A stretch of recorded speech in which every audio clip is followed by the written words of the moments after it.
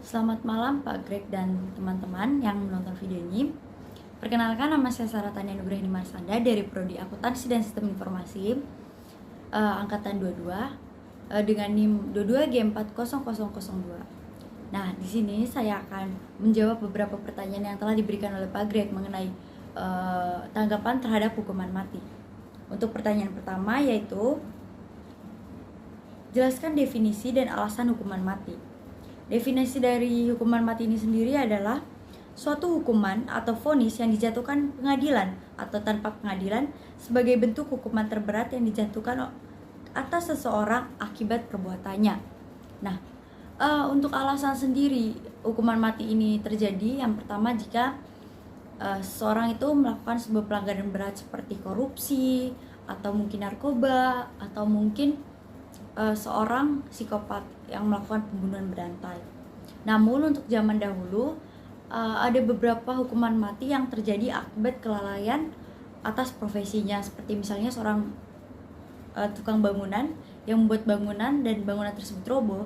Jika memakan jiwa, maka hukuman mati akan terjadi di keluarganya. Jika korbannya adalah seorang anak, maka anak dari tukang itu akan dihukum mati juga. Terus kemudian soal yang kedua, jelaskan sejarah pelaksanaan hukuman mati. Nah, dalam sejarah hukuman mati ini terjadi sejak dahulu kala. Itu tuh hukuman mati itu telah ada sejak zaman Babilonia di Mesopotamia.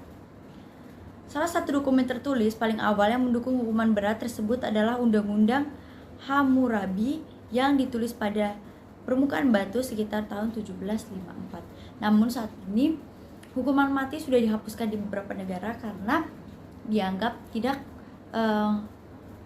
terlalu berfungsi atau tujuannya itu tidak tercapai secara maksimal. Kemudian untuk pertanyaan ketiga yaitu, jelaskan alasan mahasiswa setuju atau tidak setuju terhadap hukuman mati.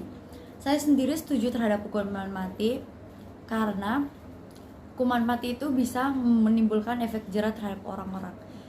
Nah, jika kita melihat video atau berita tentang adanya hukuman mati, maka kita akan berpikir dua kali untuk melakukan sesuatu.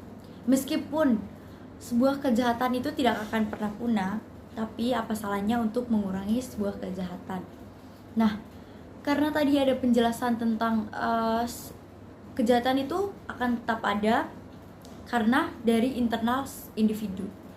Nah, dari sini kita tahu meskipun kejahatan itu tetap ada, namun hukuman mati itu tetap dibutuhkan untuk mengurangi orang-orang yang akan melakukan kejahatan dari eksternal. Nah, misalnya dia memiliki kepribadian yang baik, namun karena dia salah dalam bergaul, dia akan melakukan sebuah kejahatan.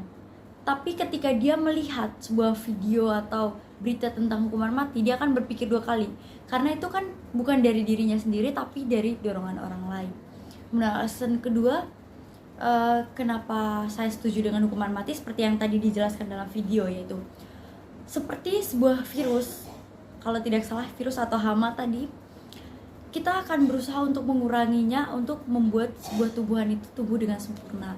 Maka dari itu kita akan mengurangi bad people untuk membangun orang-orang yang baik. Meskipun kita tidak bisa seutuhnya menghabiskan orang-orang jahat, tapi apa salahnya kita mengurangi.